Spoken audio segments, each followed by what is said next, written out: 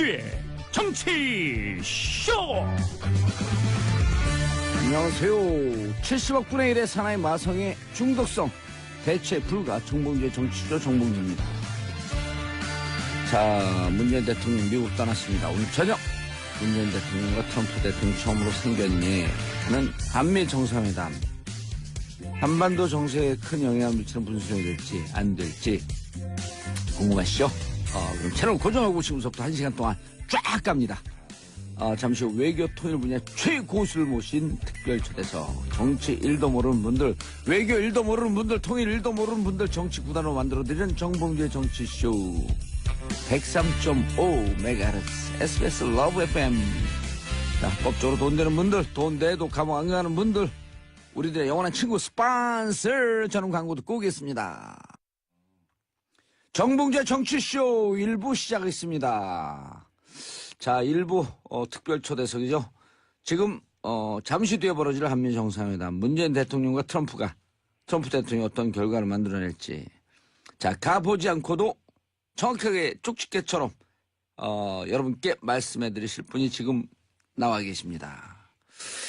자, 이력이 어마어마합니다. 외교학을 전공한 정치학 박사이자 김대중 정부 노무현 정부 연속해서 통일부 장관을 역임하신 통일부 출신의 첫 통일부 장관. 총 99회, 아깝네. 100회를 했어야 되는데. 남북회담에 직접 관여하셨고, 남북 합의서 67건의 협상 실무자면 최종 책임자로 참여하신 외교 통일 분야 고수 중에 고수, 정세현 전 통일부 장관님 자리하셨습니다. 예. 안녕하세요, 장관님. 예, 안녕하세요. 예. 예, 너무, 물론 이력이 휘황찬란하긴 하지만 휘황찬란하기는 너무 우리 작가분들이 휘황찬란하기는 무슨 우리는 자문료도 받아본 적이 없는 경력이요. 그게. 자문료 한 16억 정도 받아야지 이게. 통일부는 진짜 그런 거 없어요. 예. 자, 정세현 장관님 모시고 정세현 장관님께서 말씀하시는 그대로 정상회담은 이루어집니다. 여러분들도 참여해 주시기 바라겠습니다. 샵 1035 단문 50원 장문 100원의 유료 문자 고릴라로도 참여가 가능합니다. 자, 이희준님 벌써 문자 들어왔습니다. 와, 오늘도 반가운 분이 나오셨네요. 장관님 알아보시는 분들 문자 보내주시기 바라겠습니다. 여러분들의 참여 문자는 봉도사도 춤추게 한다. 하하. 청취자의 문자는 정세현 장관님도 춤추게 한다. 문자 보내주시기 바라겠습니다. 장관님하고 인터뷰하면 늘 즐거워요, 저는. 예. 예. 지금 오늘 저녁에 이제 환영 만찬. 예, 예. 장관님 눈에는 쫙 보이시죠, 이제 앞으로 펼쳐질 일이. 아이, 내가 무슨 뭐 투시력을 가지고 있는 예. 사람도 아니고, 그러나 그동안에 미국 쪽에서 나왔던 얘기, 예. 또 우리 쪽에서 나왔던 얘기들을 잘 정리하면, 예. 이번 정상회담이 어떻게 마무리될 것인지 다는 못 맞히지만 비슷한 언저리는 좀 건드릴 수 있겠죠. 예. 네. 부부 동반 만찬, 환영 만찬이다. 원래 정상회기 할 때는 영부인도 다 같이 동행하게 돼 있고, 예. 미국에서는 당연히 부부 동반 만찬이죠. 예. 네. 대통령하고 가면서 이제 예상 질문들, 예상 사항들 시뮬레이션을 뭐 일정도 없이 쫙 준비를 했을 거 아니에요. 그렇죠. 예. 그만큼 이번 정상회담 중요하지 않나요? 근데 모든 정상회담은 사전에 그런 일종의 모의 회담이라고 그럴까, 예. 예행 연습을 해야 됩니다. 예. 남북 정상회담 때도 마찬가지고. 그러니까 한미 정상회담을 앞두고 더구나 지금 문재인 대통령으로서는 첫 한미 정상회담 아니에요. 예. 또 우리나라 외교라고 그럴까, 안보와 관련해서 미국과의 관계가 가장 중요한 부분이기 때문에. 그렇죠. 한미 정상회담에서 실수를 하면은 굉장히 좀 어려워집니다. 정치적으로, 공개 예. 정치적으로. 그래서 아마 준비를 철저하게 했을 거고. 예. 그런 점에서 문재인 대통령이 무난하게 한미 정상회담을 마치고 성과를 가지고 돌아올 수 있으리라고 기대를 합니다. 예. 그리고 또 지난 6개월 동안 네. 국제 외교가에서 대한민국 실종됐었잖아요. 박근혜 대통령 때문에 그런 거지. 그러니까요. 예. 그리고 그 탄핵 이후로 정확하게 보니까 대통령 선거까지 6개월 걸렸거든요. 그렇죠. 우리나라 정상에 세계 뭐 얼굴을 나타내지 않았고 그래요. 전 세계가 주목하고 있었던 이상한 나라였으니까요. 글쎄요. 이번에 이제 그런 것을 문재인 대통령이 일부에 좀 반전시켜야 될 텐데. 그런 의미에서 이제 이번 한미 정상회담이 의미가 있죠. 예.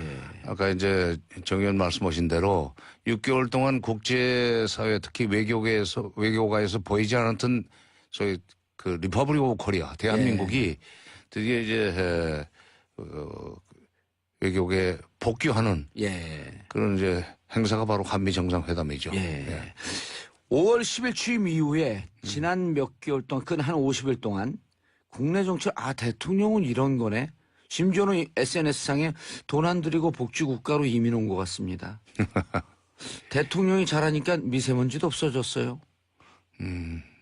이럴 정도로 국내 정치 잘했거든요. 그리고 지금도 지지율이 70% 중반대. 평상시에 잘 알고 계시잖아요. 문재인 대통령에 대해서. 뭐 그렇게 잘한다고 하면은 그거는 조금 과장이고. 예. 계속 같은 기간에 이렇게 예. 겹쳐서 일을 하셨었잖아요. 예. 노무현 정부 때도 제가 정부에서 일을 했기 때문에 그때 문재인 대통령은 이제 청와대 민정수석 이었었죠. 예. 노무현 정부 말년에 비서실장이었었지만 저는 초기에 일을 했으니까. 예. 그리고 2012년 대선 때도 그때 그때 이제 일종의 통일외교 안보 분야의 캠프 역할을 했던 남북경제연합위원회에 제가 또 무슨 고문을 맡았었습니다. 예. 그리고 이번 대선 때도 10년의 힘위원회라는데 이제 김대중 정부와 노무현 정부의 장차관 출신 한 60, 70명이 모였던 10년의 힘위원회라는 정책자문단에 내가 또 위원장으로 일을 하면서 새 정부 취임 이후에 통일외교 안보 를 어떤 식으로 끌고 나가야 될지 이제 자문하는 역할을 했었지만 그렇게 뭐 가깝다 친하다는 얘기를 하기는 좀 그런 사람입니다. 원래 우리가 정치인들하고는 그렇게 잘 사귀지를 못해요. 문재인 대통령이 엄밀하게 보면 정치인은 아니잖아요. 안 한다고 막 양사까지 도망간 거로 이리 오세요 그러고 끄집어 나온 거니까. 그래도 자관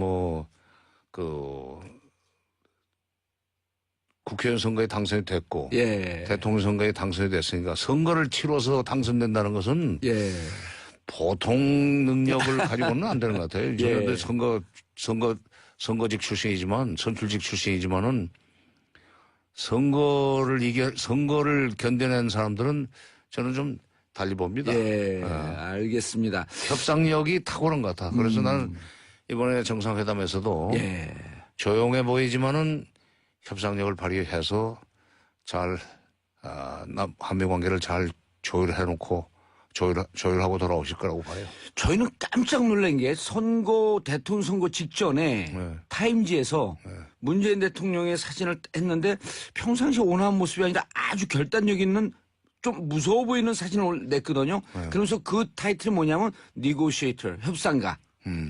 근데 그 얼굴이요.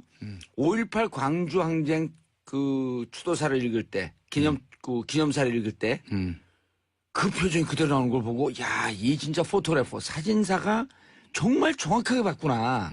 근데 타임즈에서 왜 니고시에이터라고 하는 표현을 썼을까? 그런 모습이 잘 안 보였었는데, 왜 그런 것 같아요? 글쎄요, 협상가로서의 면모를 봤던 거 아니에요? 타임지 기자가 그런 걸 꿰뚫어 봤던 거겠죠. 이번에도 이제 결국은. 그래서 웃으면서 가만 보면 이제 표정은 항상 남의 말을 들을 때 아주 눈을 똑바로 크게 뜨고 빙긋이 웃으면서 얘기를 듣는데 그러면서도 뭐라 그럴까, 핵심은 다 정리를 해가지고 자기 얘기를 내놓을 때 보면은 할 말 다 하는 그런 그 모습이 있으니까 아마 협상가다. 그리고 자기가 협상을 통해서 얻어내야 될 목표는 반드시 끌어내더라 하는 그런 이제 그 기록을 어디서 찾았겠죠. 예, 알겠습니다. 자, 장관님 나오시니까 엄청난 지지 문자가 쏟아지고 있습니다. 자, 김대현님, 협상의 달인 장관님 멋져요. 9535님, 정세현 장관님 존경합니다.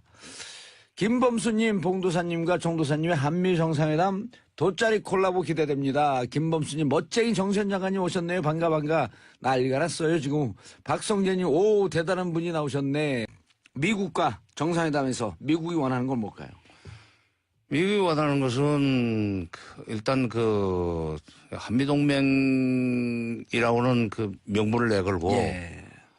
동아시아에서 미국의 헤게모니를 유지하는데 한국이 협조하기를 바라는 그럴 겁니다. 예. 우선 첫째 외교안보 차원에서는. 예. 두 번째 지금 트럼프 대통령한테는 통상 문제가 통상 또는 경제 문제가 중요하잖아요. 예. 한미 FTA는 재협상하겠다는 걸 후보 시절부터 얘기를 했기 때문에 예. 그 얘기가 이번에 나올지 안 나올지 그건 모르지만 그 한미 FTA 재협상을 위한 소위 밑자리는 최소한도 깔으리라고 생각합니다. 예. 그러니까 경제적으로 이득을 취해야 되겠다. 그다음에 외교안보적으로 동아시아에서 한국의 협조를 얻어서 중국을 압박해 들어가는데 유리한 고지를 점령해야 되겠다 하는 그 두 가지 목적을 가지고 있다고 봅니다. 예. 한국의 협조를 끌어낸다. 네. 그럼 우리가 그래서 이런 표현까지 썼어요. 한미동맹이라고 하지 않고 위대한 한미동맹이다. 미국 측 입장에서요. 글쎄요. 말 속에 그 참 칼이 들어있다고 그러지 않습니까? 예. 말 속에 칼이 들어있다고 위대한이라는 단어가 듣기 좋은 말이죠. 예. 그러나 그 위대한이라는 한미동맹이라는 표현 속에는 우리의 책임을 강조하고. 그렇죠. 책임을 강조하고 미국의 그 요구를 될 수 있으면 많이 받아들여라. 예. 동맹은 위대하다. 위대한 동맹을 훼손하지 말라는 그런 무언의 일종의 이 압력이 그 단어 속에 들어있다고 생각합니다. 참 좀 겁나네요. 예. 그렇게 오랫동안 그 한미간 남북간 관계 협상을 오랫동안 하셨어도 이렇게 정상회담 두면 직접 장관님이 참여한 것처럼 이렇게 좀 떨리죠. 국민들은 그 도리로서 긴장하고 지켜봐야죠. 예. 우리 측에서 원하는 수준, 맥시멈, 미니멈. 이번 한미동맹에서 그 협상에서 맥시멈 어디까지 가고 미니멈은 이 정도 선이 밀리면 안 되겠다. 이번에 한미 정상회담에서 우리 대통령이 뭐 받아낸다고 그럴까 그 한미 정상 간에 합의를 했으면 좋겠다는 부분이 있습니다. 예. 그동안에 문재인 대통령이 후보 시절부터 자기가 대통령이 되면은 남북 관계를 한반도 문제의 중심축으로 삼고 외교안보를 풀어나가겠다는 얘기를 여러 번 했어요. 예. 남북 관계를 중심축으로 삼아서 외교안보를 풀어나간다는 얘기는 그게 우리 운명의 소위 주인공, 우리 운명이 결정되는데 우리가 객체가 아니라 그 주체가 되겠다는 얘기죠. 예를 들면 이제 북핵 문제를 푸는 데 있어서도 기본적으로는 뭐 육자회담이든지 또는 한미 공조를 통해서 문제를 풀어야 되겠지만 북핵 문제를 풀어나가는 데 있어서도 그 단초를 연다고 그럴까 그 출발점을 여는데 열어나가는데 우리가 좀 상황을 주도해야 되겠다 하는 그런 얘기죠. 객체에서 주체로. 객체에서 주체로. 그러려면 이제 남북 관계를 먼저 북핵 문제 해결 과정보다도 남북 관계 개선 과정을 반발짝 정도 앞서 나가야 됩니다. 남북 관계가 반발짝 정도 앞서가야 된다. 너무 앞서면 또 미국도 반발을 하고 우리 국내에서 거의 그 대북 적대 의식이 강한 분들이 반발을 해요. 그건 이제 과거의 경험을 보면 그렇습니다.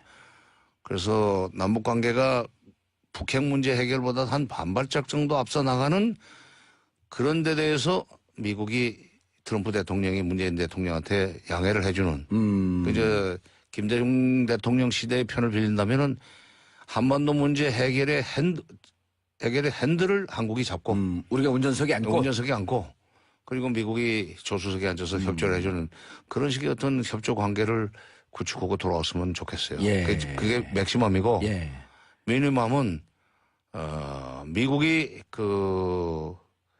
앞서가는데 우리를 따돌리고 북한하고 먼저 미국이 협상을 하거나 판을 짜놓는 그런 상황은 최소한도 피해야 되지 않겠는가. 예. 그러니까 우리도 알게 미국 관계가 미국 간의 대화가 시작이 되고 그것은 실시간으로 우리한테 정부가 제공되는 그런 정도의 협조 관계 이거는 구축하고 돌아가야 되지 않나. 그러니까요. 우리가 그 탄핵 와중에 있을 때 미국과 북한이 비공개적으로 1년 동안 협상을 하고 있었다.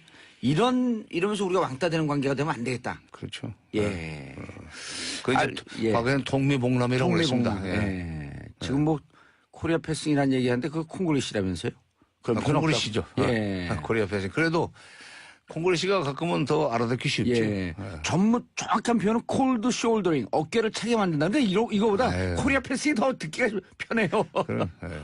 알겠습니다. 지금 여러분들께서는 대한민국 최고의 협상의 달인 정세현 장관님과 함께하고 계십니다. 자, 샵 1035 단문 50원 장문 100원으로 문자 참여 부탁하겠습니다. 이희주님, 뭐래도 국익에 도움이 되게 알아서 잘하실 거라 봅니다. 언론에서 난도질만 안 한다면요. 이야, 이분 정답이네. 장관님, 근데요. 대통령 정상회담이 실패하기를 바라는 측이 은근히 있는 것 같아요. 있죠. 대한민국의 이른바 수구 언론들 왜 그렇게 마치 훈수하는 척하면서 실패하기를 은근히 바라는 듯한 그 기사의 뉘앙스는 뭐죠? 그러니까 우리가 아까 제가 이제 이번 회담에서 제일 좋은 것은 남북 관계를 북핵 문제 해결 과정보다 약 한 반발짝 정도 앞서서 가는 거라고 말씀드리지 않았어요? 그리고 우리가 핸들을 잡고. 그렇지. 핸들을 잡는 거고. 그런 건데 그렇게 되는 경우에 이게 북쪽과의 관계 개선이 속도가 빨라지면은 그동안에 대북 적대 상황 또는 분단 상황에서 구축된 기득권이 침해를 받는 수가 있습니다. 응? 이른바 자기를 이 길권을 유지할 때 늘 뭐라고 그랬었냐면 종북 좌파를 그렇지. 비판했던. 예. 그러니까 제 경험을 가지고 말씀드리면 제가 이제 77년에 통일원에 들어가서 쭉 일을 하다 보니까 김대중 정부 들어와서 이제 햇볕 정책이 시작이 됐는데 그 전까지는 남북 간의 화해협력이라는 것이 없던 시절입니다. 그랬었죠. 근데 남북 간의 화해협력이라는 것이 눈앞에 현실로 되고 피부에 닿는 현실이 되다 보니까 이게 그동안에 담론 수준에 머물러 있던 통일 또는 남북 관계 개선이라는 것이 자기의 기득권을 허무는 어떤 침해하는 그렇지. 그런 상황이 된다고 하면서 느끼면서 대북 정책에 대한 반대가 거세게 일어나요. 그게 남남 갈등입니다. 그 전에 김영삼 정부 때까지는 남남 갈등이라는 단어가 없었어요. 그랬었죠. 대북 정책이 그냥 말로는 있었지만은 추상이었었는데. 추상적이었지. 그런데 그 정책의 결과가 현실로 나타나니까 뭐 평양을 막 가고 금강산 관광이 시작이 되고 이렇게 되면서 북쪽 사람들을 만나고 온 사람들이 북한도 사람이 살고 있더라. 얼굴 새빨갛고 뿔이나 있어야 되는데 그냥 아니더라. 멀쩡한 사람들이거든. 그러니까 반북 또는 대북 적대를 전제로 해서 구축된 기득권들이라는 게 있어요. 뭐 반공단체 그다음에 또 여러 가지 사실은 방위산업이라는 것도 대북 적대 관계가 계속 이 방산 비리라는 것도 대북 적대 관계가 유지가 될 때 이게 무기 증강으로 막 나가야 되고 무기 수입이 늘어나고 그러면서 거기서 이제 일자리도 생기고 그렇기 때문에 남북 관계가 개선되는 것을 싫어하는 사람들이 있습니다. 또 한국이 남북 관계를 북핵 문제를 푸는 데서 주도적인 역할을 한다는 것 자체가 남북 관계 개선을 전제로 하는 거기 때문에 그럴 경우에 분단 체제에서 구축된 기득권이 분단 체제에서 그런 분들은 여러 가지 복잡한 거 다 빼고 나서 이번 회담이 너무 잘 되면 곤란하지 않느냐 그런 생각하는 사람이 있을 겁니다. 그래서 문정인 특보의 얘기를 갖고 그렇게 그렇지. 난도질을 해놨나요? 바로 그거예요. 문정인 특보에 대해서 애국자다 틀린 말 하나도 없다. 예. 장관님께서 계속 그렇게 말씀하셨거든요. 아니, 글쎄, 뭐, 그것이 또 뉴스거리가 됐던데, 예. 문재인 교수하고는 뭐 평소에도, 이 생각을 같이 하는 부분이 있고, 대화도 많이 해서, 미국 가서 그 한 얘기를 들으면서 우리 평소에 했던 얘기예요, 이거. 그리고 또 미국의 보수적인 그런 전직 국무부 장관, 국방부 장관 이런 분들이 하던 얘기더라고요. 그렇죠. 그러니까, 우리 언론들만 여기서 보수 언론만 난리를 쳤지, 미국에서도 그게 뉴스가 안 돼, 보도가 안 되는 얘기입니다. 아하. 현지에서는. 예. 그 후에 이제 문정인 교수가 돌아온 뒤에 뭐 미국의 국회의원 뭐 이런 사람들이 장관님, 예, 정말 죄송합니다. 예. 2부에서 광고를 듣고 계속 가야 될 것 같은데요. 자, 정세현 장관님과 2부에 다시 찾아뵙겠습니다. 광고 듣고 채널 고정! 정봉주의 정치쇼 2부 들어가겠습니다. 지금 여러분들께서는 대한민국 최고의 협상가, 전 통일부 장관, 정세현 장관님과 함께하고 계십니다. 자, 여러분도 함께 참여하셔야죠. 샵 1035 단문 50원 장문 100원, 유료 문자입니다. 장관님 오늘 나오시니까 장관님 팬들이 난 이렇게 많은 줄 몰랐는데 난리가 났어요. 신영대님, 남북협상 최고 전문가 정선 장관님이 오늘 정봉주 쇼에 참석하셨습니다. 윤영희님, 장관님 화이팅이요. 정수진님, 오늘 나오신 장관님 말씀 정말 잘하세요. 속 시원하네요. 저도 장관님과 같은 생각입니다. 자, 아까 남북관계 말씀을 하셨는데 이번에 주제를요. 정상회담에서 어떻게 합니까? 주제를 아주 디테일하게 다루나요? 아니면은 좀 이렇게 큰 총론만 얘기를 하나요?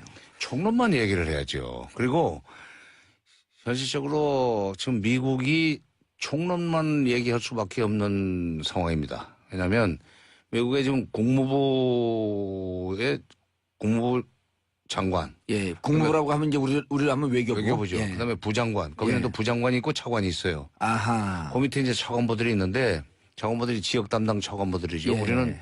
우리 이제 해당은 동아태 차관보인데 동아태 차관보도 아직 지명도 못했습니다. 청문회는 그만두고.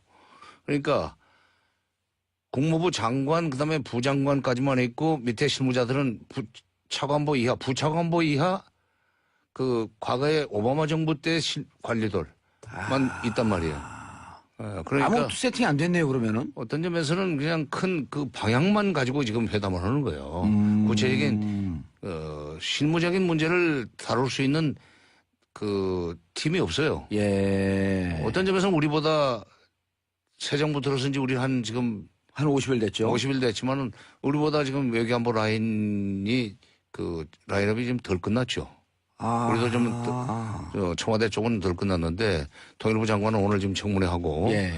근데 미국은 그보다 좀 여러 가지 그 절차 면에서 우리보다 좀 복잡하기 때문에 그 다 끝나려면 아마 7월까지 가야 되지 않겠는가 하는 생각인데 그러다 보니까 미국도 그게 디테일한 문제를 다룰 수 있는 형편이 아닙니다. 예. 그게 문재인 대통령한테는 어떤 점에서는 호재네요. 호재죠.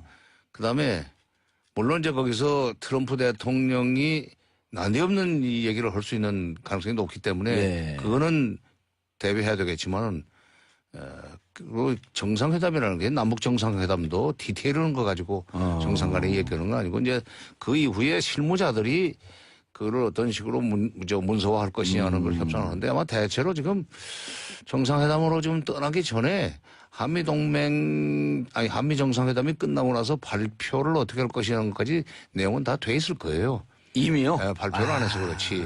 아니 정상회담 그렇게 해야지. 거기서 그럼요. 끝나고 나서 그 문서 만들기, 합의서 만들고 성명서 만들기 시작하면은 그 언제 그 시간 많이 걸리는 거예요. 그러니까 큰 문제 없고.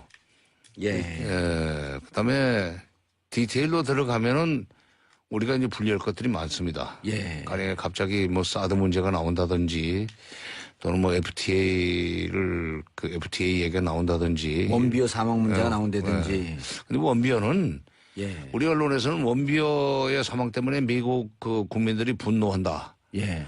그래서 미국의 대북 정책이 영향을 받을 것이다 하는 식으로 우리 언론 그 얘기하잖아요. 얘기를 하는데 실제로 그렇게까지 그러니까 국민 여론들은 이제 분개하겠죠. 예. 국민들은 분개하고 그런 여론도 있지만 국가의 정책을 다루는데 그것 때문에 영향을 받지는 않으라고 생각해요. 미국이. 미국은 전 세계를 관리하는 일종의 거대 제국입니다. 예. 그 사건 가지고 그러지는 않을 거고 그런 식으로 한다면 우리도 뭐 이태원에서 일어나는 미군이 우리 그 국민들한테 가한 무슨 이런 잘못된 행동에 가지고 미국에 대해서 막 그냥 뭐 항의하고 뭐 정책을 바꾸거나 이래야 되는 일이 한두 번입니까? 그러니까 예. 그거 가지고는 걱정 안 해도 돼요. 예. 그러니까 원비어 사건이 이번 한미 정상회담에 영향을 미치지 않을 미치지 겁니다. 않는다. 예. 그런데 며칠 전에 마이클 그린이라고 하는 미국 전략 국제문제연구소 부소장이 정상회담을 앞두고 어디서 문제가 터질지 모르는 러시아 룰렛 게임 같다 하면서 아주 비관적인 인터뷰를 했단 말이에요. 그 제이모 일보와 6월 23일 인터뷰예요. 마이클 그린이라고 하는 사람이 실질적으로 미국 외교 정책, 대북 정책 이런 데 뭐 영향이 좀 있어요? 옛날에 국무부에 있었죠. 아세요 이분을? 뭐 국무부에 있었는데 개인적으로 모르는데 서로 이제 그 경력은 알죠. 예. 미국 국무부의 관리 출신이고 그 사람은 주로 친일 성향이 좀 있는 친일 성향이 강하죠. 예, 그런 사람인데 이 CSIS라고 하는 지금 아까 뭐라고 그랬어요? 무슨 CSIS일 겁니다. CSIS. 전략국제문제연구소. 예. CSIS라는 그 싱크탱크에 있는데 그동안에 그 논조를 보면은 조금 그 남북 관계가 잘 되는 걸 견제하는 쪽의 얘기들을 많이 하고 또 한일 간에 문제가 생기면 무조건 일본 편 들고 그리고 일본이나 한국은 무조건 미국 말 들어야 된다는 일종의 그 대국주의적 기질을 가지고 있는 사람이에요. 그러니까 어떤 그 기사를 보거나 전문가들의 발언 내용을 그 분석할 때는 그 사람의 기본적인 외교 철학이 무엇인가를 알고 들어가야 됩니다. 그래야 이게 어디까지가 이게 우리가 믿을 수 있는 얘기고 어디서부터는 이거는 우리가 무시해도 된다 하는 그 이제 판가름이 나죠. 마이클 그린 얘기는 신경 안 써도 돼요. 뭐 잘못되기 바라는 거 국내 정상회담 잘못되기 바라는 사람하고 비슷한 생각을 가지고 있어요. 아니, 그 언론하고 또 인터뷰를 했어요. 글쎄, 그러니까 이 남북 적대 관계가 유지되면서 장사가 되는 사람들이 있잖아요. 응? 누구랑 막 얘기하고 싶어요. 근데 얘기하면 안 되니까. 뭐 학자들도 있고 그다음에 또 뭐 정치인들도 있고 그렇습니다. 그런데 이제 남북 정상회담이 그러니까 믿을 만한 리더다. 믿을 만한 지도자다. 우리 한미동맹 이렇게 굳건하네. 여기까지 확인을 하고 그다음에 이제 그다음 가게 되면 남북 문제가 급진전될 가능성이 있잖아요. 그러기는 어려울 겁니다. 그러기는 어려운가요? 그랬으면 좋겠는데 그러니까 내가 아까 이번 한미 정상회담에서 북핵 문제 해결과 남북 관계 개선이라고 하는 그 투트랙으로 우리가 가야 되는데 박근혜 정부 때는 완전히 남북 관계는 북핵 문제 종속시켜 버렸단 말이죠. 북핵 문제 해결되기 전에는 남북 관계는 아무것도 안 하겠다는 거였었잖아요. 이제 문재인 대통령은 남북 관계를 북핵 문제를 포함한 한반도 문제 해결의 중심축으로 삼겠다고 했으니까 이제 투트랙으로 가야 됩니다. 근데 그런데 우리가 반발자가 앞서가고 그다음에 핸들을 우리가 잡는 쪽으로 양해가 돼서 돌아오면 제일 좋겠지만 설사 그런다 하더라도 지금 넘어야 될 산들이 많습니다. 남북 문제는 좀 북핵 문제보다 반발 앞서가야 된다. 반발로 앞서가야 되지만은 반발 앞서간다 하더라도 우선 국내적으로는 오이사 조치를 어떻게 할 것이냐는 문제가 있고 이명박 때 냈었던 유엔 대북 제재가 아직도 유효한 상황에서 그거를 어떤 뒷골목으로 돌아서 앞으로 나가느냐 하는 문제가 있으니까 그거 이제 돌아오면 연구를 해야 되고 그런 점에서 소위 돌파구랄과 퇴로를 찾는 데는 오늘 지금 청문회 오고 있는 조명근 후보자가 통일부 장관이 되면은 잘 찾아내리라고 나는 믿습니다. 그래요? 어떤 강점이 있는데? 실무적으로 그 모든 일을 다 개성공단, 금강산 관광, 남북철도 도로 연결 그 사람 국장 때 했어요 다. 그럼 정세현 장관님이 인정한 남북 문제 전문가. 그리고 통일부 출신 두 번째 장관이고. 그러네요. 아니 제가 그 부처 출신에. 예. 오. 김영삼 정부 때는 제가 통일비서관 했을 때 그 통일비서관실의 행정관으로 같이 일을 했고 예. 또 김대중 정부에 있던 차관 장관으로 있으면서는 거기 이제 국장으로 되고 있었고 근데 대북 협상만 잘하는 것이 아니라 예. 대미 협상도 잘해요. 아, 미국과 협상 경험도 있어요? 통일부가 직접 나서야 되는 그러니까 남북 관계를 풀어나가는데 미국과 협상을 해서 미국의 양해를 구해가지고 나가야 될 일이 많습니다. 그거를 다 뚫어낸 사람이에요. 예. 그러면은 대미 관계 그렇고 대북 관계 그럼 북측에서도 이제 북측에서 대남 관계하는 분들이 보통 30년, 40년 동안 그 직책에서 바뀌지 않고 계속 일을 하잖아요. 익숙한 사람이고. 그럼 잘 북한 측에서도 조명균 후보를 잘 아나요? 잘 알죠. 어허. 여기 점이잖아요. 그래서 별명이 점백이에요. 북한에서. 그럼 북한. 그만큼 친해요. 그러나 친하다고 그래서 북한 사람한테 끌려가는 사람은 일방적- 아닙니다. 그건 아닙니다. 흔히들 햇볕 정책 하면은 무슨 북한한테 퍼주기, 그 다음에 대북 협상은 끌려가기 이런 식으로 알고 있는데 예. 북한만 벼랑 끝 전술 쓰는 게 아니에요. 예. 북한이 벼랑 끝 전술을 쓰면은 우리는 그보다 더 세게 나갈 수 있습니다. 왜? 우리가 어떤 점에서는 북한을 도와주는 입장이기 때문에 그걸 레버리지로 삼아가지고 오히려 우리가 받아낼 것을 받아냈음에도 불구하고 우리 국민들이 되게 우리가 북한을 못 이긴다. 북한을 어떻게 당하게 했느냐 하는 식으로 그 일종의 편견을 가지고 있죠. 예. 근데 내가 조명균 후보자 얘기가 너무 길게 나오면 곤란하지만 예.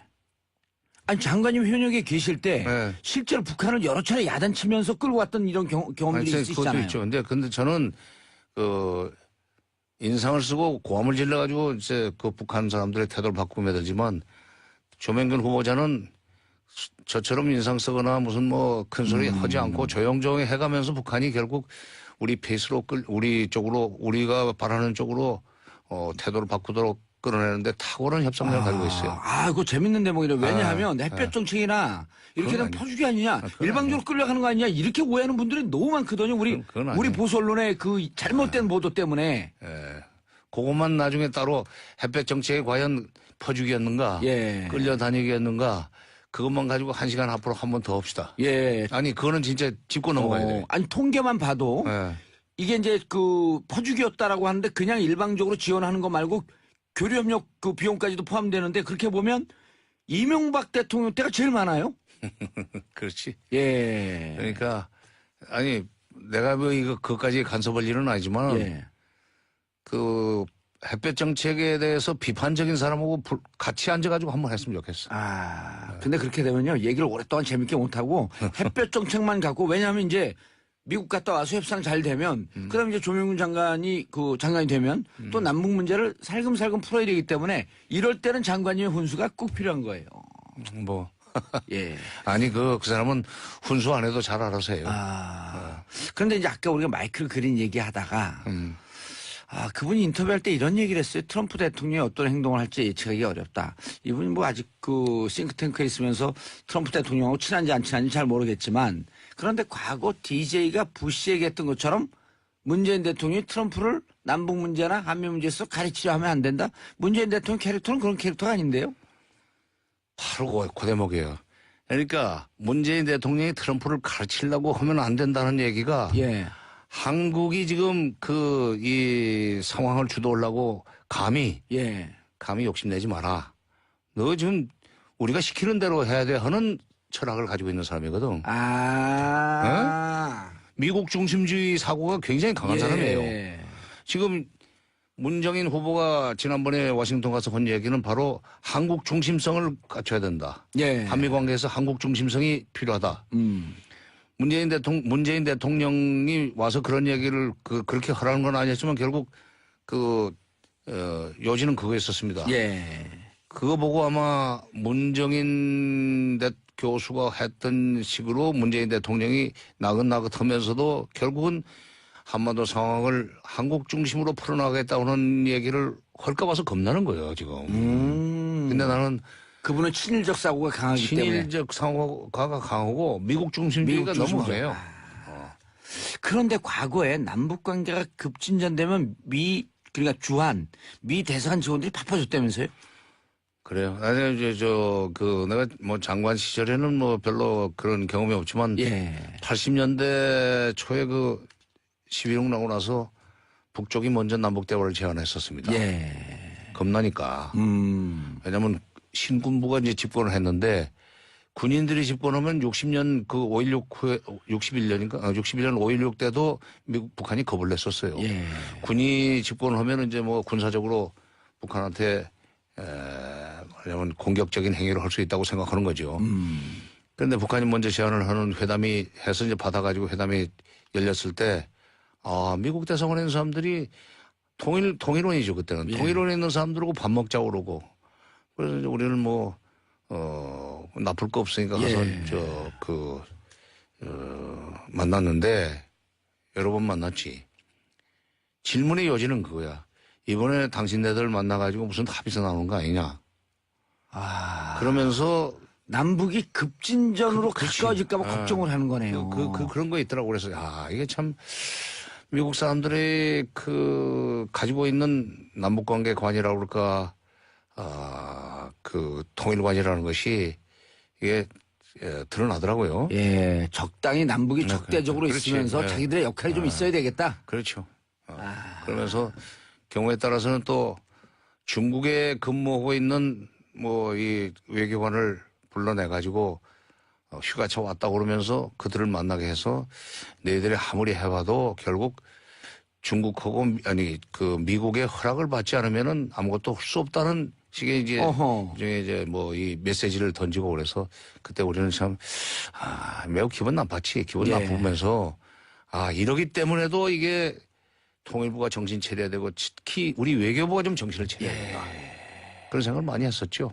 이번에 마이클 그린 얘기도 이게 한반도 상황을 미국이 계속 주도해야지 한국이 주도하려고 하면은 복잡해. 우리 일거리 없어져. 이런 얘기죠. 그럼 이제 그런 맥락에서 지금 여전히 많은 사람들이 이제 불안해하고 있는 게 한 언론에서 이런 표현을 썼어요. 미국이 경로했다. 그 사실관계 확인도 안 되는 거거든요. 문재인 대표 발언하고 그러면서 어찌 보면 상황을 미국 화나게 하지 마. 미국이 시킨 대로 그대로 해. 라고 하는 그런 논조가 그 있죠. 마이클 그린이라고 있죠. 하는 사람하고 똑같은 생각을 갖고 있는 이쪽에 기득권층이 있거든요. 글쎄, 그래서 제가 팟캐스트 방송에 나가서 예. 트럼프 아무리 미국 대통령이지만 그 사람이 경로면 뭐 어쩔 건데. 어허. 아니 남의 나라 일과 관련해서 또는 외교 문제에 있어서 화낼 일이 한두 번인가. 예. 근데 그거를 트럼프가 문정인 교수의 발언에 대해서 경로했다는 얘기가 아니라 북한이 이제 어떤 행동을 취한 데다 경로했다는 얘기죠. 북한에 대해서 경로했다는 거를 마치 문재인 교수 발언에 대해서 경로한 것처럼 이상하게 그걸 모아서 분위기를 잡아갔죠. 그래서 내가 그런 얘기를 했어요. 이게 우리나라 사람들의 대미관이 문제예요, 지금. 응? 마치 조선 왕조 시대에 전하께서 경로하셨다는 얘기를 하는 것처럼 잘못된 거지. 트럼프 대통령이 경로하면은 우리 문재인 대통령도 경로할 수 있어야 돼. 해야지 같이. 예. 그러나 이제 이번 정상회담에서는 그래서는 안 되고. 양측이 이번에는 좀 우정을 다지는. 그럼요. 서로 신뢰를 확인하는. 어떤 점에서는 문재인 대통령으로서는 좀 최초의 일종의 외교학에서는 인사외교라고 합니다. 아하. 서로 이제 인사하는, 수인사하는 외교니까 자리이기 때문에 그렇게 디테일한 얘기 할 것도 없고, 진짜 좋은 얘기 하고 돌아오면 되고, 특히 미국에서 나쁜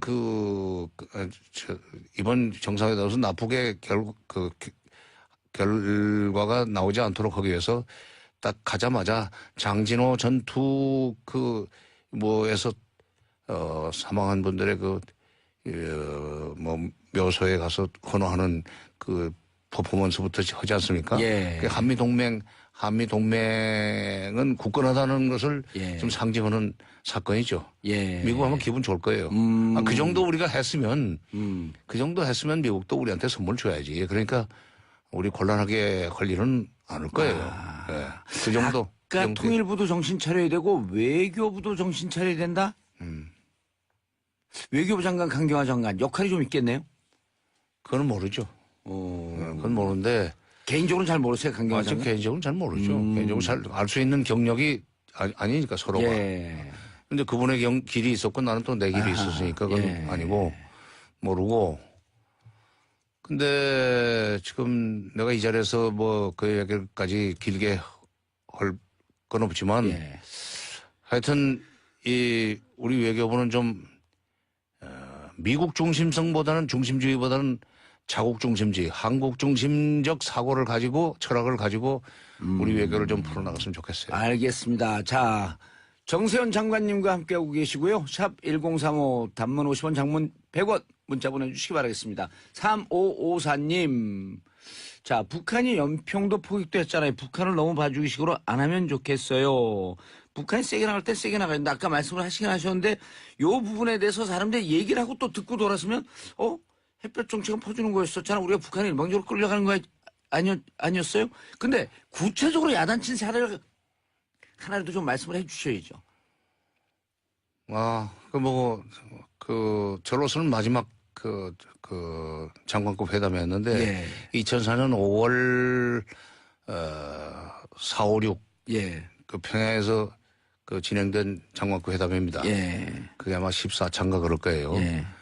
그때 북한이 그 전차 회담, 그러니까 2월 달에 와서 약속했던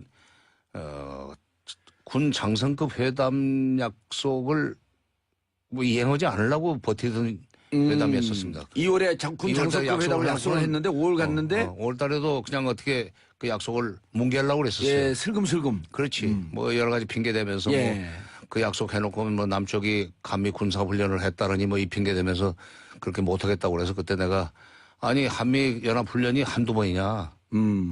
당신 내가 2월 달에 그 약속할 때 4월 달에 3월 말부터 4월 달에 그 회담 그 훈련 진행된다는 것은 뻔히 알면서도 약속을 해놓고 그 핑계를 대는 게 말이 되느냐 하는 식으로 얘기를 하면서 이런 식으로 한다면은 앞으로 그 일체 무슨 쌀이나 비료 같은 거 지원 받을 생각은 마라. 없다 이제. 그리고 나는 합의서 만들지 않고 돌아가겠다. 이런 식으로 약속을 해놓은 걸 지키지 않는 사람들하고 무슨 합의서 만들며 무슨 회담을 계속 하겠는가. 나 이 회담을 끝으로 해서 내가 장관직 또 내놓을 준비가 돼 있다. 판 깨버린다. 그런 식으로 겁을 줬지. 그랬더니 뭐 바로 태도 바꿔가지고 회담 곧 엽시다. 그리고 바로 그 이제 6월 달에 그때 5월인데 6월 달부터 장성급 회담이 시작이 됐죠. 약속 지켰죠. 우리 언론에서 이렇게 왜곡하는 경우가 많았거든요. 북한이 그렇게 못하겠다. 근데 군사훈련 때문에 못하겠다 그러니까 장관이 가서 꼬랑지 내리고 북한이 원하는 대로 다 들어주고 내려왔다? 아니, 그래. 우리는 그러지 못합니다. 아니, 뭐, 목소리 보세요. 그렇게 하게 생깁니다. 자, 김윤선님 오늘 방송 너무너무 좋습니다. 일주일에 한 번씩 나라의 큰 어르신들이 나오셔서 국민들의 정신건강을 위해 믿음직한 좋은 말씀 해주시는 고정 코너 강추요. 알겠습니다. 자, 장관님. 해안을 좀 주세요. 잠깐 시간 얼마 안 남았는데 사드 어떻게 해야 됩니까? 사드 이게 이제 한미 문제뿐만 아니라 남남 갈등이 됐거든요. 그렇지. 남남 갈등 문제죠. 일단 환경평가는 법적으로 하고 그다음에 문재인 대통령이 후보 시절에 사드 문제는 차기 정부로 넘기라고 그랬어요. 모든 법적 절차를 다 밟겠다고 그랬으니까 국회 비준 동의도 받아야죠. 또 하나 국회 비준 동의를 받을 수밖에 없도록 트럼프가 일을 벌렸어요. 10억 달러 내라고 하지 않았어요. 그렇죠. 돈이 그렇게 나가면은 반드시 국회 그 비준 동의를 받아야 됩니다. 10억 달러면 이제 1조 2천억이에요. 그렇지. 그러니까 그렇게 돈이 나가면은 국회 비준 동의를 받아야 되니까. 1조 2천억 한미 방위비 분담도 뛰어넘는 액수예요. 법대로 하면 돼요. 법대로 사드 문제는. 법대로 하자.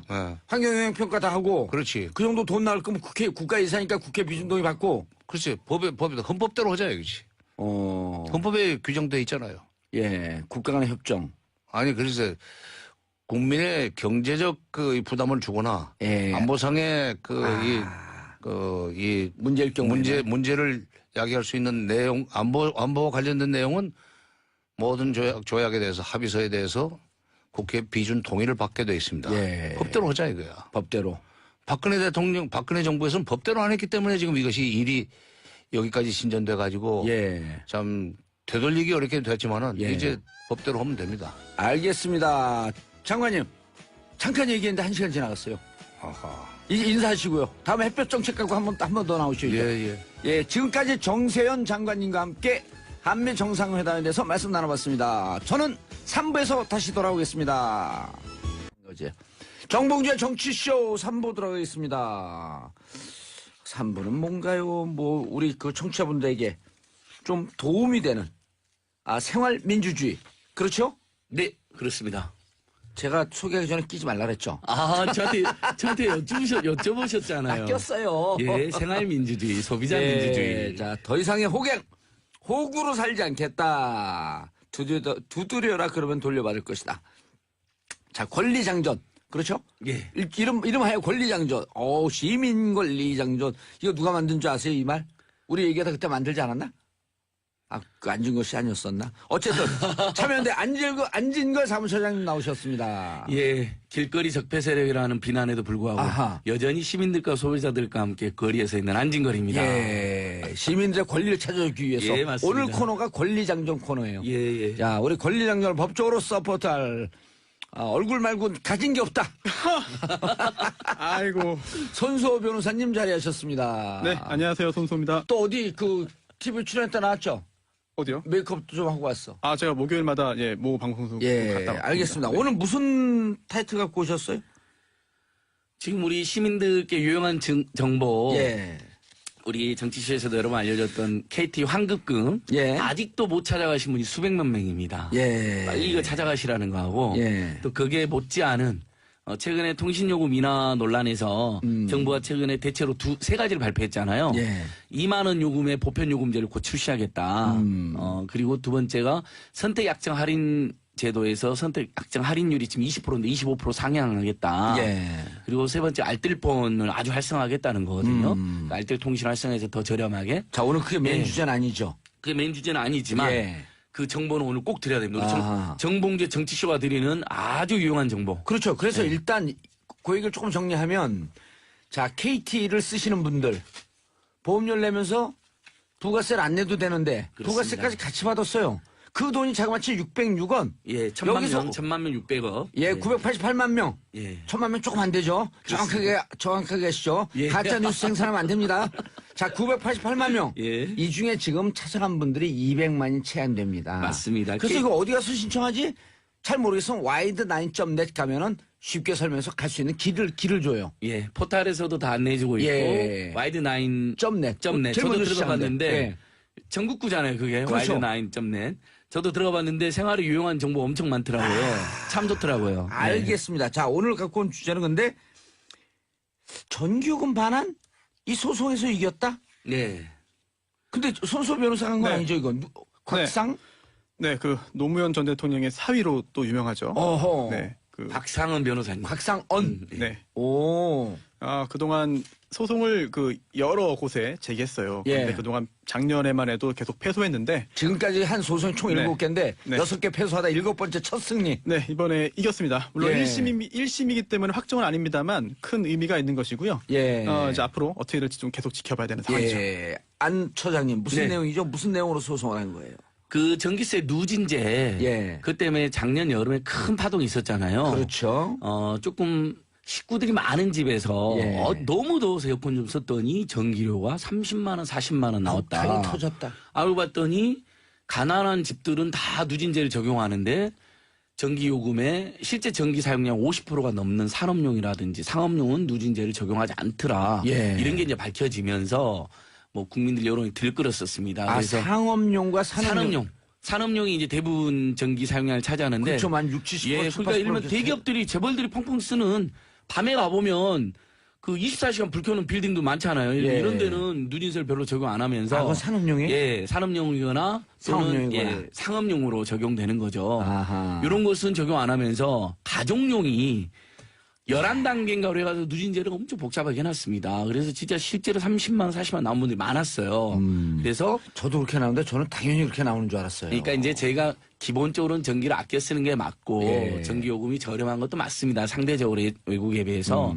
그렇다고 해서 그 누진세의 책임을 서민가정, 중산층 가정에만 떠넘기는 건 맞지 않다는 논리가 있었고 그래서 곽상원 변호사님 소송인데 계속 치다가 부잣집 가정에도 일단 누진제가 있긴 있죠. 다 있죠. 가정용은 다 적용이 된 겁니다. 예. 그래서 거기에 대한 문제 제기가 들끓어서 소송이 예. 있었고 이번에 이제 승소 소식 처음으로 들려온 것입니다. 그래서 1인당 뭐 작게는 몇천 원에서 많게는 몇백만 원까지 돌려받는 것으로 지금 추정되고 있습니다. 경기도에서 외국 기업 유치했다.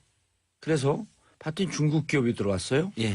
그 중국 기업이 왜 들어왔지? 그때 중국보다 우리나라 산업용, 상업용 전기가 싸서 예. 여기서 사업하는 게 훨씬 더 유리하다. 한국이 다른 여건 없는데 전기가 싸서. 그러니까 우리가 누진제에서 우리 돈 걷어다가 결국은 대기업 하는 분들 혹은 멋모르고 아니라 우리 싼 전기 찾아 들어온 예. 분들 그분들한테 퍼준 거 아니에요. 그런 면이 충분히 있습니다. 오. 그래서 이제 사실 환경단체들은 누진제를 찬성하는 입장이었는데 예. 왜냐하면 에너지 전략을 해야 되잖아요. 지금 환경단체들도 현행 체계에 문제가 있는 건 사실이다. 아하. 오히려 전력 사용의 다수를 차지하고 있는 예를 들면 산업용이라든지 예. 상업용 이런 데는 사실 이윤 목적으로 또 사용하는 거잖아요. 그렇죠. 이런 데에 누진제를 엄격히 적용해가지고 전기 사용을 필요하지 않은 전기 사용을 억제하는 게 많다. 아니면 이번에 소송 건 거 우리 누진제가 너무 우리를 호갱으로 삼고 많은 돈을 걷어갔으니 돌려줘라 라고 예. 소송을 건 거죠. 네. 제도가 잘못됐다라고 소송을 건 게 핵심은 아니고요. 예. 그 배경이고 예. 결과적으로 돈을 돌려달라는 겁니다. 예, money back please. 네. 한전이 그동안 부당이득을 취했다. 이야. 그 부당이득을 돌려달라는 건데요. 이게 법적으로 부당이득이 잘못된 이득 그렇게 보시면 안 되고요. 법률상 원인이 없이 돈을 가져갔으면 부당이득이기 때문에 돌려줘야 됩니다. 그런데 이게 그동안은 불법적으로 가져간 게 아니고 네. 뚜렷한 원인을 네. 없이 가져간 돈은 다 부당이득이니까 반환해야 되는데 그동안은 이게 한전은 근거가 있다고 주장합니다. 뭐냐면 한전이 발전소로부터 전기를 사서 예. 가정 등의 전기를 파는 거거든요. 예. 그런데 인식은 잘 못하고 있지만 한전과 일반 가정 예. 이용자 사이에 계약이 다 체결되어 있습니다. 그리고 그 계약은 약관으로 이루어져 있는데요. 예. 약관이 너무 불공정하다. 왜냐? 가정용의 경우에만 이렇게 아주 혹독한 누진제가 그동안 있어 왔는데 너무 불공정하기 때문에 효력이 없다. 그렇다면 부당이득 아니겠느냐라고 해서 그 부당이득을 돌려달라는 소송을 제기했고 이번에 처음 이긴 겁니다. 그럼 그 소송 건 사람만 돌려줘요? 아니면 다 돌려줘요? 다 돌려받는 건 아니고요. 예. 일반 민사소송이에요. 원고의 숫자가 많다고 해서 단체 소송이나 집단 소송이나 이렇게 되는 게 아니기 때문에요. 예. 소제기해서 승소한 분들만 일단 부당이득을 돌려받을 수 있습니다. 그럼 우리도 소송에 참여해야 되지 않나 나도? 권리행사 하셔야죠. 지금 여기서 나도라고 하는 것은 청취자 모두 각자 개개인을 얘기하는 겁니다. 그렇습니다. 나도 참여해야겠네? 맞습니다. 예. 오호. 그 대표적으로 최근에 우리 국민들께서 이야. 기억하는 집단 소송이 예. 2014년도에 신용카드 3사, 예. 롯데카드, 국민카드, 농협카드. 예. 그래서 개인정보 유출이 무려 1억 건이 있었습니다. 정말 열받는 일이잖아요. 그래서 주민등록번호를 바꾸게 해달라는 운동이 그때 비슷하게 제기됐거든요. 그러니까 오죽하면 왜냐하면 우리나라 국민 주민등록번호는 외국에 다 털려 있다 이런 말이 나올 이미. 정도입니다. 예, 그래서 변경 운동까지 일어날 정도였는데 그때 그분에 대해서 공익소송을 많이들 하셨어요. 한 20만 명 정도가. 예. 그래서 그게 재작년 계속 승소 소식이 있습니다. 1인당 10만 원씩 다 예. 돌려달라고 이렇게 판결이 나오고 있거든요. 오호. 그러니까 지금도 시효가 남아있기 때문에 소송하시면 10만 예. 돌려받을 수 있는데 그것까지 문제는- 얘기만 하지 말고 좀 여기에 집중 좀 해주세요. 앉은 걸 우리 처장님 말 너무 많은 거 아니 그러니까 전기세 누진제도 그렇고 신용카드 개인정보 유출되신 분들도 지금 예. 소송하면 돌려받을 수 있다. 소송을 해라? 예. 아하. 근데 집단 소송 제도가 없어서 좀 복잡하고 귀찮은 건 사실이다. 예. 예. 빨리 그렇지만 집단 소송 제도도 만들자. 그렇지만 이거를 지금 주도하고 계신 분이 손소 변호사예요, 곽상원 네. 변호사예요. 어떤 거요? 그 전기요금 돌려달라. 정기요금은 제가 진행하지 않고요. 지금 예. 곽 변호사님이 주도해가지고 소송을 진행하고 있습니다. 근데 오늘 왜 나오셨어요, 그럼? 나오라고 하셔서 나오는데 네. 신용카드 소송은 제가 원고 한 1,000분 이상 대리해가지고 그걸 하셨어요, 또? 진행해가지고 1심 승소를 했고요. 와, 네. 박수. 이야, 잠깐만요. 우리 흥분하면 안 돼. 예. 자, 9279님 전기요금 누진제 전 동의합니다. 자원 빈곤에서 전기는 아껴야죠. 근데 그럴 거면 일반 가정뿐 아니라 산업용 전기도 누진제라고 하세요. 왜 일반 시민들만 아껴 써야 합니까? 찬성합니다. 9600님 힐링, 머리가 시원하게 힐링됩니다. 황숙현님 안질건이래. 안진걸님도 훈남이세요. 멋져요. 아유, 고맙습니다. 예, 너무 냉냉냉. 쑥스럽네요. 김인선님, 울 봉도사님보다 약간 덜 잘생긴 손 변호사님 고정인가? 후후. 자, 그럼 전기부터 신용카드 할까요? 그거 쓰는 사람 네, 네. 무슨 카드라 그랬죠? 롯데카드, 롯데카드, 국민카드, 국민카드, 농협카드. 네. 농협카드. 네. 저 농협카드 쓰는데. 그러니까 그러면 대부분 농협 유출됐습니다. BC죠? 실제로. 예, 농협 맞습니다. BC. 예, 예. 오호, 국민카드는 안 쓰는구나. 자, 그러면은 세 개의 세 카드에 각자 10만 원씩이 네. 아니면은 각각입니다. 각각 10만 그러니까 원씩. 총 세 카드를 모두 사용하고 있었다. 그럼 30만 원. 그렇게 되는 거죠. 야. 그런데 이것도 지금 1심이 지금 선고됐고요. 예. 지금 항소심이 빨리 진행된 소송은 지금 항소심이 곧 선고되거든요. 예. 아직 확정은 아닙니다. 이거 보세요. 김진승님. 이렇게 빨라야 돼요. 와우. 정치쇼 듣고 지금 한번 조회했는데 5,000원 환급. 좋은 정보 감사합니다. 오. 와이드 9.net 하기엔 바로 직통으로 갈 수 있는 길이 있습니다. 자, 그러면 신용카드 신청하고 싶어요, 저. 네. 어디에다 해야 돼요? 자, 해드릴까요? 예.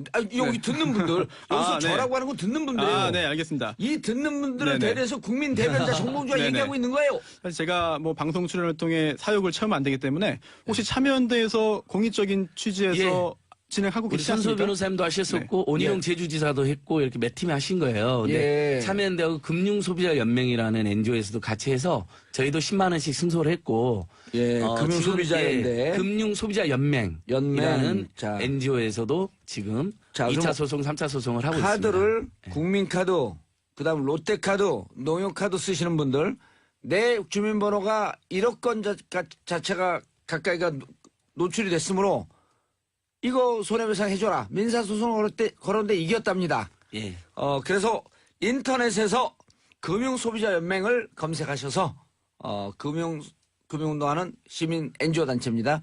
여기 들어서 신청하시면 됩니다. 맞습니다. 금융소비자연맹. 금융 그리고 사실은 손소 변호사님이나 곽상한 변호사님이나 이 소송할 때 이게 예. 영리 목적이라기보다는 공익소송 목적으로 하셨어요. 그래서 믿을 만한 변호사님들하고 추가로 하시는 것도 가능합니다. 예. 그러면 손소 변호사님이나 이런 그 손소 변호사님은 인터넷에 손소 검색하면 나오나요? 뭐 그렇죠. 그럴 겁니다. 그래도 아마도? 법무법인 어디로 연락하라고 그러세요? 왜냐면 이게 그런 말씀 드리면 안 돼요. 안 돼요, 그래요. 네, 그럼요. 요 정도, 자, 정도까지. 법무법인 금융소비자연맹으로 연락해 주세요. 예. 딱 낚일 뻔했다가 안 낚였죠. 자, 그리고 그럼 KT는 어디다가 신청해야 돼요? KT 환급금? KT 원래 홈페이지에 가시면 신청하는 코너가 있습니다. 예. 그걸 적극적으로 홍보를 하지 않아서 우리 정치쇼에서 열심히 이제 홍보를 했던 것이고. 그거 아니고 말고 이제 저 전기요금. 전기요금은 환급. 예. 이것은 지금 전국 12건의 소송이 있었는데요. 전부 다 곽상은 변호사님 팀이 소송을 대리했어요. 예. 그러니까 그쪽으로 연락을 하셔야 됩니다.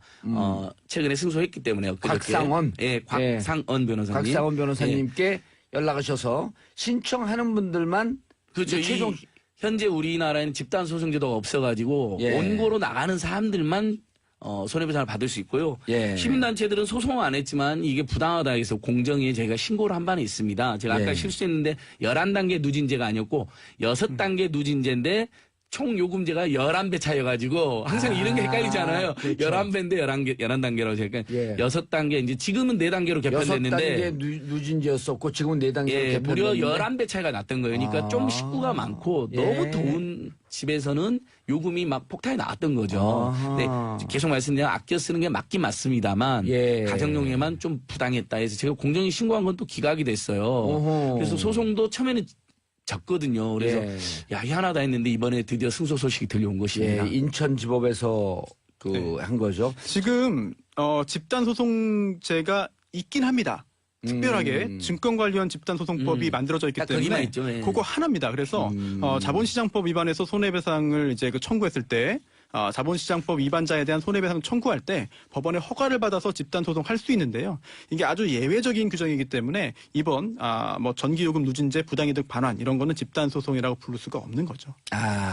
그렇죠. 자, 9585님 여러분들 지금 함께하고 계시고요. 안진걸 참여연대 사무처장 그다음 손소 변호사님과 함께하고 계십니다. 여러분들이 참여해 주세요. 여러분들이 하루라도 문자를 보내지 않으면 손에 가시가 돋친다. 가시 돋친 손으로 식사하시기 힘듭니다. 샵 1035 단문 50원 장문 100원에 유료 문자 고릴라로도 참여 가능합니다.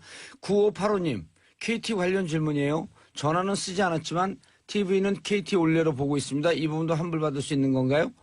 이거는 그 전화 요금 내는데 보험료에 부가세를 붙인 거기 때문에 아마 대상이 예. 된답니다. 그렇죠. 예, 이것도 대상이 되나요? 아니 원래 TV는 안 되죠. 아, 안 돼? 왜냐하면 휴대폰을 가입할 때 예. 보통 휴대폰이 고가니까 예. 손실이나 파손이나 이런 거 있을 때 보험 가입을 했을 때 예. 보험료를 내신 분들인 겁니다. 아하. 그게 988만 명. 그 여기 KT 올레로 보는 분은 대상이 아니다. 그렇죠. 그렇죠. 왜냐하면 전화요금에 붙은 뭐 거니까. 거기에 TV를 보험으로 가입은 안 하셨으니까. 예. 자, 김지연님, 누진제로 인해 발생하는 환불은 전 국민 대상이어야 하지 않을까요? 근데 우리가 집단 소송제가 안 되어 있기 때문에 각자 개인이 신청해야만 받을 수 있습니다. 예, 그래서 제가 집단소송제 만들자고 예. 손수 변호사님 같은 뜻 있는 법조인들을 계속 운동한 지가 한 10년이 된 겁니다. 근데 왜냐하면 집단소송 국회에서 만든 거 아니에요? 예, 지금 국회에 계류 중에 있습니다. 어허. 지금 더불어민주당 의원님들이 예. 다수 내놨습니다. 어허. 지난 국회 때부터 계속 근데 대기업이 반대하고 잘 안 됐습니다. 그 좋은 게 왜 안 됐죠? 자유한국당 의원님들 중에 소극제분들 안 됐는데,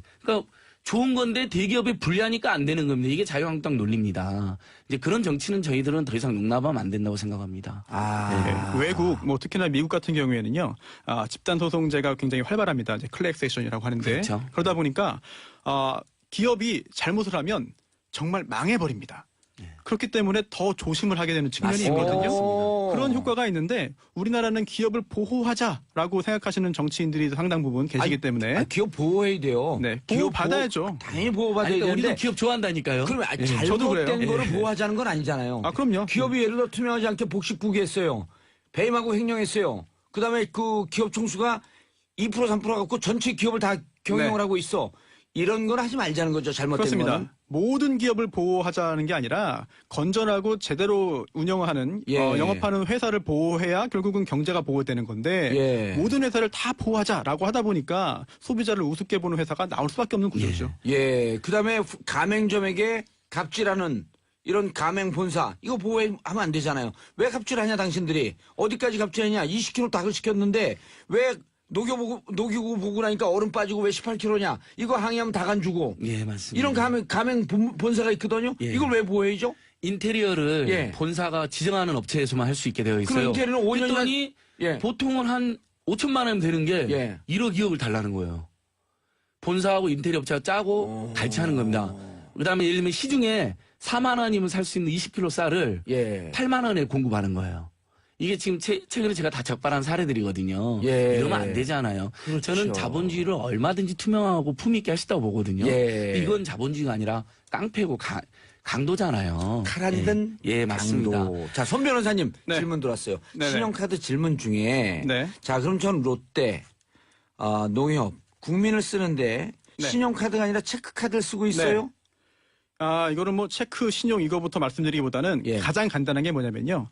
지금 이용자의 개인정보가 유출되었는지를 확인하는 방법이 있습니다. 아하. 바로 각 그 카드사 홈페이지에 들어가시면은요. 카드사 홈페이지에 네, 내 정보가 정말 유출되었구나. 내가 원고가 되어서 소재기를 할 수 있구나 한다면 개당 건당 10만 원을 승소 판결을 받을 수 있겠구나라는 판단을 할 수 있는 그런 개인정보 유출 여부 확인 그 코너가 있거든요. 각 카드사를 들어가면 그렇습니다. 거기서 확인하시면 되고요. 정확한 개인정보 네, 개인정보 유출 여부를 확인할 수 있는 이제 그 아이콘이 있으면 배너가 있습니다. 배너가 있으면 그 클릭해서 네. 들어가서 이거 네, 개인정보 입력하시면. 입력하고 그 딱 네. 엔터를 누르면 귀하의 개인정보는 유출되었습니다. 네. 혹은 귀하의 개인정보는 유출되지 않고 안심하셔도 맞습니다. 좋습니다. 그걸 가지고 캡처해서 나중에 증거로 사용하시면은 이제 승소 판결이 가능한 예. 거죠. 자, 다시 한 번 말씀드려. KB카드 2014년 사고입니다. 예. KB카드, NH카드, 롯데카드입니다. 아하. 손 변호사 말씀하신 것처럼 홈페이지에 가면 안내해주게 되어 있습니다. 체크카드일 예. 경우에도 유출될 수 있으므로 왜냐하면 1억 건이기 때문에 예. 신용카드나 체크카드 섞여 있을 수 있습니다. 그래서 그렇죠. 확인해보고 대상이면 소송하면 지금 한 카드마다 10만 원씩 배상해라는 판결이 나오고 있다. 그럼 요건 대부분 승소하고 있습니다. 그러니까 대부분 승소 가능성이 승소하고 매우 있다. 높습니다. 예. 자, 이렇게 되네요. 그러면은 체크카드 할 때도 체크카드 할 땐 개인정보 필요 없으니까 그냥 무조건 주지 않잖아요. 그럼요. 체크카드 만들 때도 개인정보를 입력을 했기 때문에 즉 주민번호. 이래서 체크카드도 유출될 가능성, 위험성이 꽤 높은 거죠. 카드 3사가 보유하고 있었던 자기들 카드, 신용카드나 체크카드 가입자 정보 1억 건이기 때문에 예. 왜 1억 건이냐? 우리 국민들이 이제 중복 가입하게 주사기 씨. 돼서 예. 이렇게 1억 건이 된 보통 겁니다. 카드 한 서너 개씩 다 갖고 예, 있잖아요. 그럼요. 그래서 이 3사 카드 가입자들은 아마 대부분 유출이 됐을 가능성이 매우 높다. 당시도 근데 그런 지적이 나왔습니다. 제가 왜 벼랑을 웃었는지 알아요? 왜요? 우리 셋이 얘기를 하는데 케미가 너무 좋았고 마치 홈쇼핑에서 물건 파는 것 같아요. 그런가요? 아니 우리 그 자, 지금 빨리 사자는 마감됩니다. 빨리 지금 등록하셔야 돈 못 받습니다. 10만 원 얼른 받어요. 자, 자, 6명 남았어요. 신용카드 개인정보 유출 빨리 소송하시고 예, 빨리 소송하세요. 그리고 소송 전기료 늦은 제도 승소했습니다. 집단 소송제 만들어야 됩니다. KTC 핸드폰 쓰신 분들 지금 바로 환급 받으실 수 있습니다. 지금 7만 700만 명 남았습니다. 699만 명 줄어들고 있습니다. 선택약정 할인도 지금 얼른 한 2분 걸쳐 송보해드려야 돼요. 예. 시간이 없는데. 아니 근데 1분이면 되는데. 네, 1분, 자, 1분. 우리가 핸드폰 가입할 때 예. 고가의 단말기니까 지원금을 받게 되잖아요. 예. 근데 지원금을 고가의 단말기 아니는 자기가 가지고 있는 폰으로 갖고 온 사람은 그동안 지원금을 못 받았잖아요. 예. 차별이잖아요. 그래서 자기 폰을 갖고 오는 사람. 예. 그 다음에 나는 지원금 대신에 요금 할인을 받겠다라는 예. 선택을 하는 사람. 그다음에 지원금을 받긴 받았는데 24개월이 지난 거예요. 약정이. 그런 사람 이 세 부류에 한해서 무려 20% 요금 할인 해주는 겁니다. 5만 원이면 만 원이 빠지는 거예요. 어허. 큰 돈이잖아요. 그럼 어디 가서 확인을 해요? 이것은 이제 단말기 자급제 코리아라고 정부가 운영하는 사이트입니다. 단말기 자급제를 치시면 예. 바로 연결이 됩니다. 아하, 거기서 단말기 자급제. 그리고 아니면 자기 통신사 114로 바로 전화하면 대상인지 아닌지 알려줍니다. 오호. 그리고 바로 구두로 바로 신청하면 그날 자, 제가 바로 무슨 대상이었는데 무슨 대상인걸 어떻게 보면 무슨 대상이냐 물어봐요. 저 선택 약정 할인 대상인가요? 선택 약정 할인 자, 대상입니다. 받아 적으세요. 선택 약정 할인, 할인 대상인가요? 대상이냐 아니냐? 선택 약정 할인, 할인 대상인가요? 대상이냐 아니냐? 예. 그러면 바로 알려줍니다. 학원 강사는 이렇게 또박또박 얘기해야 돼요. 그래야지 받아 적죠. 선택 약정 할인제 대상인가요? 자, 지금 빨리 신청하세요. 마감 시간 임박했습니다. 예. 그럼 114 안내원께서 바로 친절한 안내 노동을 설명해 주시고 바로 신청이 되면 그날 당일부터 요금 할인 20%가 적용됩니다. 20%요? 예. 당일부터? 5만 원이니까 한 달에 5만 원이면 4만 원, 그 만 전에 원 빠진다. 그 전에 안 해줬던 거. 그 전에 그래서 소급 이걸 적용은 예? 소급 적용은 안 돼요? 예, 소급 적용 안 됩니다. 그래서 문제입니다. 그래서 제가 미래부나 통신재벌 3사 왜 이걸 제대로 안내하지 않냐면 맨날 싸우고 있습니다. 예. 적극적으로 안내를 해라. 길거리 적폐 세력에서 이제 온라인 적폐 세력으로 옮겨가고 있네요. 예, 온라인에서 계속 진상을 부리는 거죠, 우리 국민에서. 예, 국민을 무려 지금 1,000만 명이 이 제도를 이용을 못하고 있습니다. 1,000만 알겠습니다. 명이나. 예. 자, 시민 권리장전 오늘 여기서 마쳐야 되겠습니다. 안진걸 처장님 인사하시고요. 또 불러주세요. 예, 손소 변호사님 인사하시고요. 감사합니다. 감사합니다. 예, 저는 내일 10시 반에 다시 찾아뵙겠습니다. 정보기의 정치쇼 마치겠습니다. 바이바이.